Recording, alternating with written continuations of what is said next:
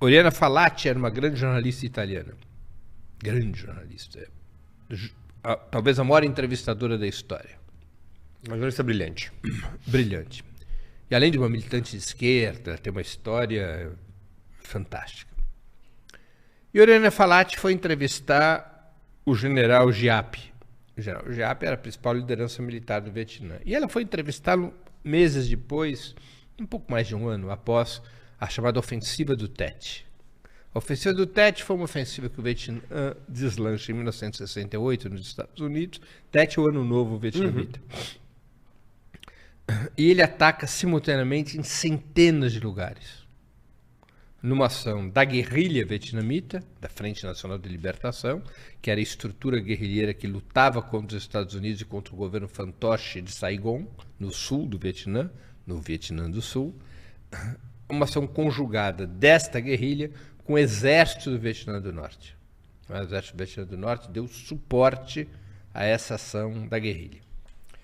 Foi uma ação surpreendente, pegou os norte-americanos de surpresa, chegou a tomar a embaixada dos Estados Unidos em Saigon, provocou uma percepção de pânico generalizado nas tropas norte-americanas, mas os Estados Unidos se reorganizaram junto com as tropas do Vietnã do Sul e obrigaram a guerrilha a recuar. Nessa batalha, a guerrilha perdeu muita gente, milhares e milhares de combatentes, e não controlou nenhum território.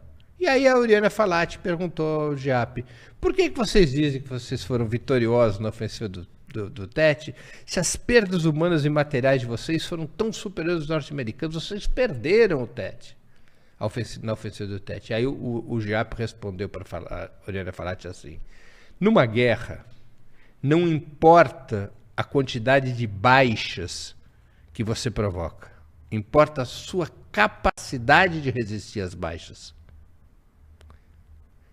A nossa capacidade, dizia o Giap sobre o Vietnã, a nossa capacidade de resistir às baixas é essa, 2 milhões de mortos no país, que podem subir a 3, a 4, a 5 milhões. Uma luta nas piores condições, e ainda assim o nosso povo e o nosso exército estão unidos e convencidos da vitória. A resiliência norte-americana, a capacidade norte-americana de resistir a baixas é de 50 mil mortos.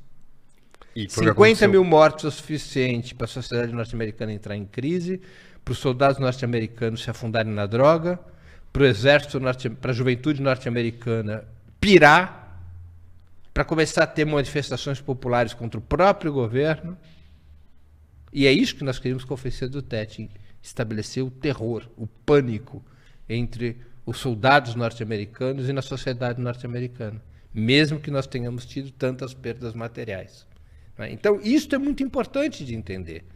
É evidente que as perdas do Irã são superiores às dos Estados Unidos e Israel. Eu não tenho dúvidas disso e eu tenho certeza que os generais iranianos nunca imaginaram que seria diferente. Mas a resiliência do Irã, sua capacidade de suportar a dor, é muito maior que a dos Estados Unidos e de Israel. É muito maior. Então, eu considero que, do ponto de vista militar, nós temos uma situação de relativo equilíbrio. O que é uma situação de relativo equilíbrio? Embora o Irã seja mais golpeado do que golpeia, em termos estritamente militares, segundo as informações disponíveis, quando o Irã golpeia, cada golpe que o Irã aplica das bases militares dos Estados Unidos, nos países do Golfo Pérsico, ou que aplica em Israel, cada golpe que o Irã assesta nos seus alvos, o estrago é maior do que o que ele sofre. Não é o estrago material, nem sequer o estrago humano em vidas humanas. É o estrago psicológico. É o estrago psicológico, que numa guerra é decisivo. Porque se você perde coesão social ao redor de uma guerra, você vai perder a guerra. A guerra acabou. Né? Então, essa é a situação. Claro, o Irã precisa sustentar essa situação. O Irã terá reservas de força para sustentar essa situação. Tem mísseis para isso, tem drones para isso.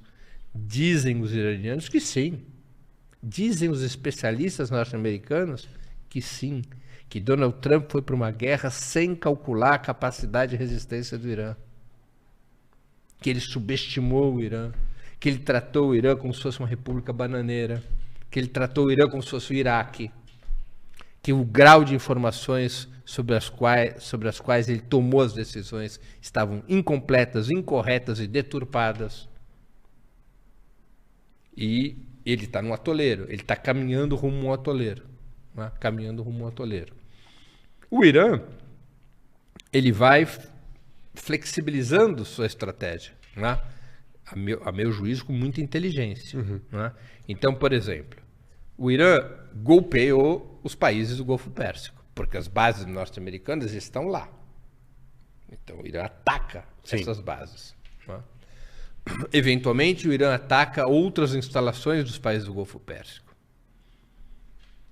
Isso gera uma crise. Uma crise entre o Irã e os governos árabes do Golfo Pérsico. Essa crise, o Irã quer aproveitar para deslocar esses governos da aliança pró-americana e pró-Israel. Num certo momento ele diz, olha, desculpa, nós só vamos atacar se formos atacados. Se nós atacamos e causamos danos, desculpe, mas olho, se nós formos atacados a partir do território de vocês, nós vamos atacar. Então ele vai abrindo espaços para tentar negociar com os governos, para tentar afastar os governos do Golfo Pérsico da aliança pró-americana. Com a ajuda da Rússia e da China. Podem procurar no YouTube que tem uma cena maravilhosa do Lavrov, o chanceler russo, dando um pito nos chanceleres do Golfo Pérsico que estavam numa reunião com ele. Porque eles estão ali pedindo que a Rússia ajude contra o Irã. O Lavrov pergunta, está gravado? O Lavrov diz, mas vocês protestaram quando os Estados Unidos e Israel mataram quase 200 meninas no primeiro dia de combate? Eu não vi protestos de vocês a esse respeito. E eles? Pianinho, né? Muito bom. Então, o Irã bate e assopra em relação aos países do Golfo Pérsico. Bate e assopra. Reage quando eles continuam a servir de território para os ataques norte-americanos. Né? A partir das suas bases, seja pela ocupação aérea, seja pelas bases militares ali instaladas. O Irã golpeia duramente as bases militares. Os informes são de danos terríveis dessas bases militares. Não é? Como são também terríveis os danos provocados em Israel, que Israel oculta. Israel tem sua imprensa sob censura. Você não pode filmar, não pode reportar os estragos que o Irã provoca em Israel. Né? E os Estados Unidos tampouco relatam os estragos que são provocados nas suas bases militares em função dos ataques iranianos. Né? Há uma tentativa de impedir que a informação revele que o Irã possui capacidade de combate e a está exercendo plenamente. Em relação aos países do Golfo Pérsico, vamos nos recordar que depois desse momento em que o Pezeshkian, o presidente iraniano, disse que não ia atacar, a não ser que se o Irã fosse atacado, o Irã voltou a atacar, porque foi atacado a partir desses territórios, e recentemente a Guarda Revolucionária avisou, olha, os países do Golfo Pérsico que romperem com Israel e com os Estados Unidos, expulsando seus embaixadores, poderão passar livremente pelo Estreito de Hormuz. Eu vi, é genial. Então, o Irã opera também nesse plano, né, de provocar o máximo de desgaste nesses governos persas, esses governos do Golfo Pérsico, exatamente para tentar afastá-los dos Estados Unidos e Israel, para deixar esses governos com medo de uma reação popular, para deixar esses governos com medo de perder dinheiro, né? Porque são monarquias corruptas que vivem do dinheiro, são monarquias traidoras, no bolso dos Estados Unidos, né? É o pior tipo de gente que há. Essas monarquias árabes, elas são lixo, né? São completamente subordinadas aos Estados Unidos e subordinadas a Israel. Mas essas monarquias do Golfo Pérsico têm medo do povo e gostam de dinheiro. E o Irã está operando. E o povo parece querer apoiar mais o Irã que os Estados Unidos. Então vai criando uma situação que também é uma complicação para os Estados Unidos. Já começa a ver, as notícias são abundantes, pressão dos governos do Golfo Pérsico sobre os Estados Unidos. Essa guerra não pode continuar, essa guerra não pode ser longa, as capacidades militares de autodefesa do Golfo Pérsico são baixas, né? Então já começa a provocar cisão na coalizão da guerra, né? Israel também, já tem um monte de especialistas israelenses, ex-oficiais, oficiais da reserva, generais da reserva. Eu sugiro quem quer acompanhar a vida israelense, leia um pouco do Haaretz, que é um jornal de oposição, uma imprensa... É um jornal sionista, mas é um jornal, digamos, mais independente, sim, mais crítico, que muitos generais da reserva dizem que Israel não aguenta mais essa guerra.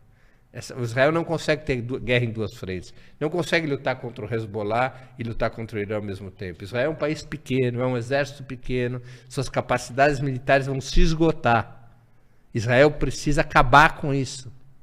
Então já começa a ter também dentro da sociedade israelense essa pressão. Porque o que fez o Irã junto com o Hezbollah, provavelmente, aí eu estou especulando, né? Claro. Mas é uma eu vou pedir uma especulação já. Mas é uma especulação aceitável, porque ele é óbvia. Né? O Hezbollah foi para cima de Israel, com todas as suas forças, obrigando Israel a dividir seu empenho militar. O Irã ataca e o Hezbollah ataca. E os Houthis vão atacar daqui a pouco. E não sei o que vai acontecer na Cisjordânia. E não sei o que vai acontecer em Gaza. Porque Israel está tendo muitas frentes ao mesmo tempo. Então a estratégia iraniana, ela é no mínimo bem pensada, de criar exaustão para os seus inimigos. Não se trata apenas de vencê-los pelas armas. Se trata de vencê-los politicamente. Moralmente. Moralmente. Né? E levar os Estados Unidos e Israel... Qual é o objetivo do Irã? Em que momento... Qual é o objetivo que, uma vez alcançado, significa uma vitória do Irã?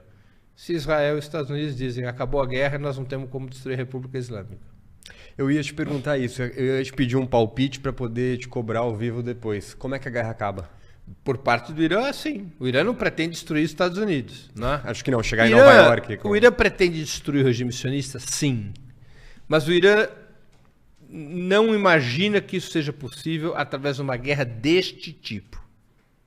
O Irã, me parece que considera que a destruição do regime sionista passa por uma conjugação deste tipo de guerra, que é uma guerra de destruição, não de ocupação, com a rebelião do povo palestino no interior das fronteiras israelenses, apoiada pela rebelião do povo muçulmano contra as monarquias pró-norte-americanas e pró-sionismo.